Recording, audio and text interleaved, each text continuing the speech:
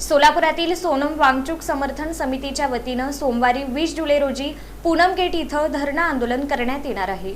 शिक्षण तज्ञ, संशोधक आणि पर्यावरणवादी सोनम वांगचूक यांच्या उपोषणाला पाठिंबा दर्शवण्यासाठी सोनम वांगचूक समर्थन समिती सोलापूर यांच्या वतीनं सोमवारी 20 जुलै रोजी दुपारी 12 ते 3 या वेळेत पूनम गेट इथं धरणं आंदोलन करण्यात येणार असल्याची माहिती फारुख शेख यांनी पत्रकार परिषदेत दिली। पेपर फुटीसारख्या गंभीर प्रकारामुळे लाखो विद्यार्थ्यांच्या भविष्यावर परिणाम होत असून अनेक उच्च शिक्षित बेरोजगार युवक नैराश्याच्या गर्तेत ढकलले जात आहेत। या पार्श्वभूमीवर सोनम वांगचूक यांनी सुरू केलेल्या उपोषणाला 20 दिवसांहून अधिक कालावधी उलटूनही सरकारनं त्याची पुरेशी दखल घेतलेली नाही, अशी खंत त्यांनी व्यक्त केली।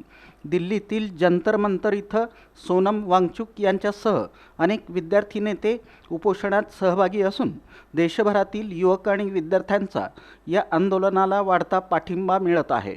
आंदोलकांच्या मागण्यांवर सरकारनं गांभीर्यानं विचार करून योग्य तोडगा काढावा, अशी मागणी केली।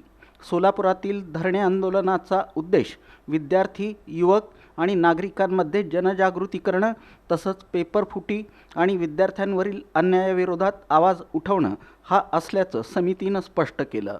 या आंदोलनात मोठ्या संख्येनं नागरिक, विद्यार्थी आणि युवकांनी सहभागी व्हावं असं आवाहन करण्यात आलं।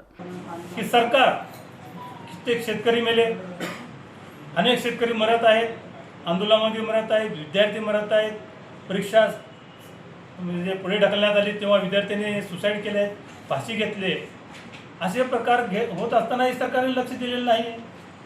मग हा प्रकार काय आहे की सरकारचं लोकांकडे लक्ष नाही का लोकांना मारून टाकायचा प्रयत्न आहे?